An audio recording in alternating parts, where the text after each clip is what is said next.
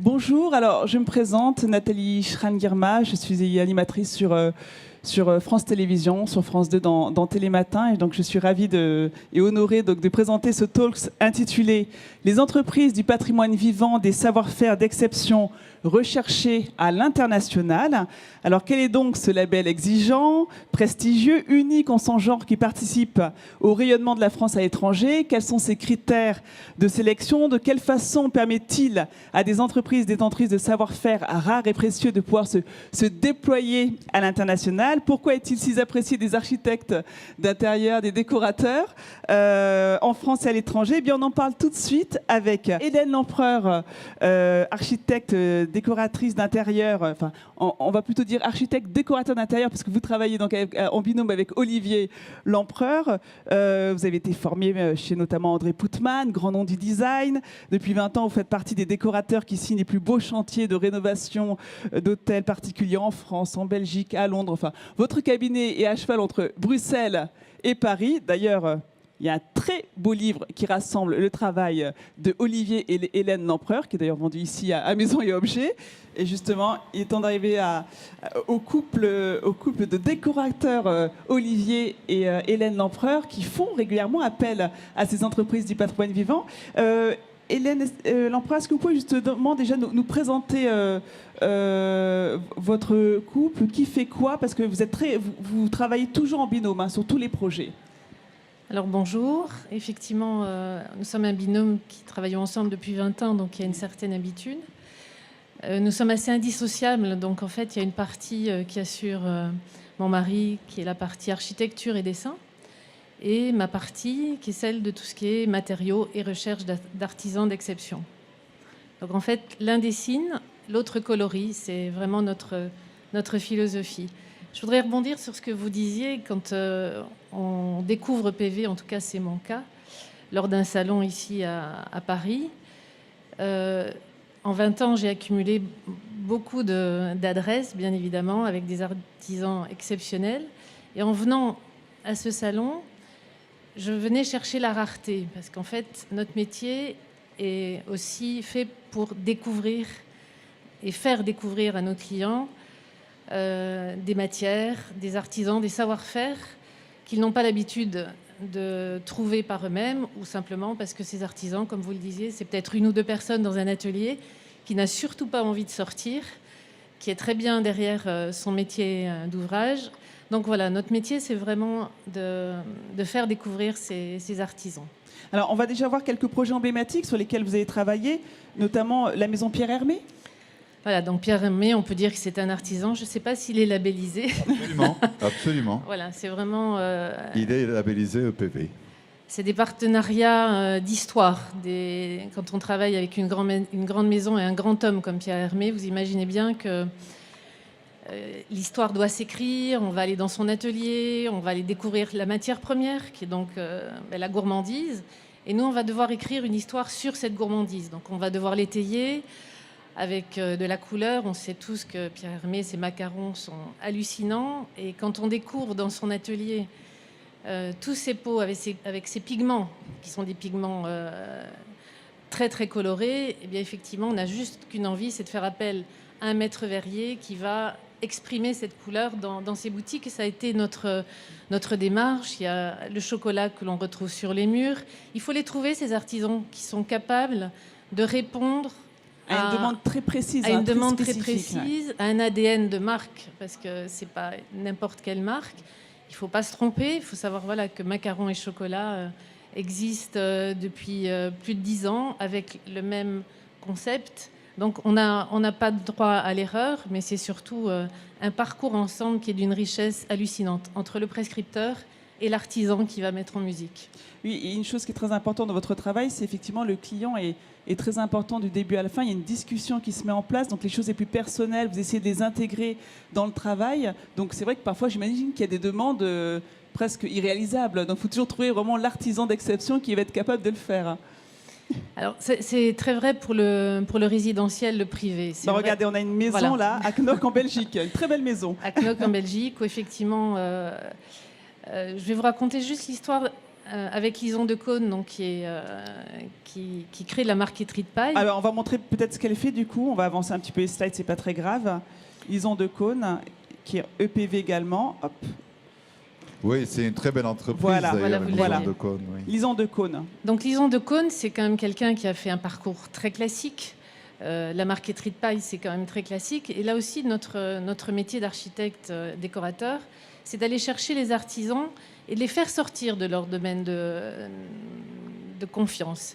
Et donc, avec Lison, on a travaillé sur cette maison qui est très contemporaine. On qualifie notre travail de chaleureux et contemporain. Donc, ici, il fallait créer avec elle une histoire qui soit en lien aussi avec le lieu de la maison. Donc, elle a travaillé à quel niveau sur cette photo? C'est le revêtement mural? À droite. Voilà, le revêtement que vous avez à droite, qui en fait qui a été inspiré tout simplement par les graminées qui sont sur la côte belge, qui ont une couleur gris absolument magnifique. Et donc, on avait envie de faire rentrer cette couleur dans la maison.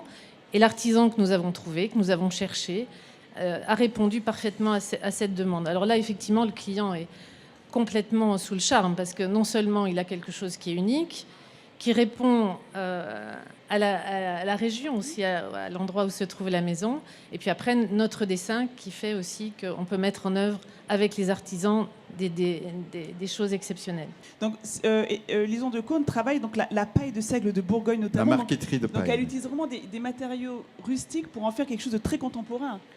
Mais- De ce qu'on peut voir ici, de ces réalisations-là pour Guerlain, je crois, effectivement. Voilà, là c'est typiquement l'exercice de style de la marqueterie de paille dans sa couleur d'origine. Donc là aussi, le travail de la couleur, la recherche avec l'artisan de faire autre chose est fondamentale et très très intéressante et enrichissante pour nous en tout cas. Alors, on va découvrir d'autres projets sur lesquels vous avez travaillé. On va revenir un petit peu en arrière. Pas les invalides. Non, pas les On aimerait invalides. bien. Bah, tenez, Martin Berger, par exemple. Alors, expliquez-nous justement la proposition que vous avez faite avec les ateliers Martin Berger. Alors ça, c'est une magnifique histoire. Déjà, je pense que l'image parle toute seule. Martin Berger, en fait, on travaille avec lui aussi depuis très longtemps. En fait, il a un travail de matière qui est assez présent. Et on avait ce hall qui était assez grand, qui est d'ailleurs une maison près des Invalides.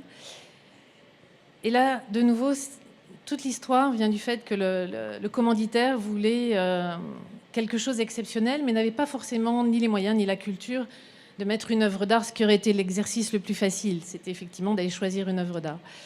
Et donc on a cherché, on a fait des maquettes, enfin il a fait des maquettes sur quelque chose qui devait être très présent, mais léger, qui apporte de la lumière, qui accroche la lumière. Et là, c'est le paquet cadeau, parce que le jour où il arrive avec sa boîte et sa petite maquette, alors qu'a priori on avait demandé un dessin, et qu'il est tellement impliqué en se disant mais c'est ce qu'il faut, que forcément on applaudit et on a envie de le suivre dans sa démarche, dans son histoire. Et je dois dire que voilà, ces petites feuilles d'or mises en place une à une, d'abord les artisans qui le font, on est juste admiratifs, on est là pendant qu'ils posent ces petites feuilles d'or. Enfin, voilà, c'est aussi cet enrichissement et ce grand bonheur que nous avons de travailler, de créer nos propres projets, mais pas seulement, les enrichir avec tous ces artisans. Alors, un autre projet sur lequel vous avez travaillé, donc là, vous avez fait intervenir 2 artisans, Coulon Tapissier et Antoinette Poisson. Et là, c'est un projet à Londres également. Alors, on pourrait se dire qu'à Londres, il existe des artisans, des savoir-faire, mais vous faites appel à ces entreprises françaises pour réaliser ces projets. Alors, on a nos Expliquez-nous chouchous, pourquoi. c'est un petit peu normal. Je crois que voilà, on tisse aussi des collaborations. On n'a plus besoin d'expliquer, on se comprend à demi-mot, on montre un plan, on a une réponse qui correspond à ce que le commanditaire nous a aussi évoqué. Donc c'est un passage d'informations à chaque fois. Et donc là, voilà, Antoinette Poisson, je pense que dans notre carrière, c'est la première fois qu'on fait appel à eux. Ils ont plutôt aussi une étiquette classique. Là, on est dans un univers très contemporain, mais par cet apport de dessin et de couleurs, on a donné à cet appartement la réponse au client qui voulait effectivement quelque chose de joyeux. Donc ça a été notre réponse. Et puis après, effectivement, les ateliers Coulon, c'est aussi une entreprise que je connais depuis 20 ans et qui travaille avec nous main dans la main. Donc là, on a travaillé tout ce qui est tapisserie avec eux. Un autre exemple encore de votre travail. Hop. Alors, les collaborations avec les entreprises du patrimoine vivant. Alors ça aussi, très bel atelier. Robert Goard. Donc là encore, un projet londonien pour vous montrer à quel point ces entreprises, elles s'exportent. Alors expliquez-nous justement, Robert Goard, donc ils sont spécialisés dans le travail de la dorure, la restauration de la dorure. Ils ont travaillé à quel niveau là, sur ce projet-là? Alors de nouveau, c'est une entreprise très classique. C'est de père en fils, je pense. Quand on va les voir dans leur atelier, on parle bien évidemment pas de dorure parce que c'est pas notre, on va dire, notre fond de commerce, mais on va parler matière et c'est une entreprise qui a beaucoup évolué. Je pense que si on fait un petit peu les salons aujourd'hui, ils sont très présents, ils ont une évolution au niveau des matières qui est hallucinante depuis 2-3 ans. Et donc là, on voulait créer un enduit qui soit comme si on avait déchiré un papier, et ça c'était la demande du client très spécifique. Donc on suit aussi les demandes, on les améliore pour que ça soit digeste, mais en fait il voulait, quand on a démoli cet appartement, il voulait absolument garder, vous savez, quand on enlève la tapisserie, toutes les traces, ça a été un petit peu la tendance, ce côté un peu marqué comme ça, et donc on a reproduit quelque chose de plus précieux grâce aux enduits des ateliers Goard.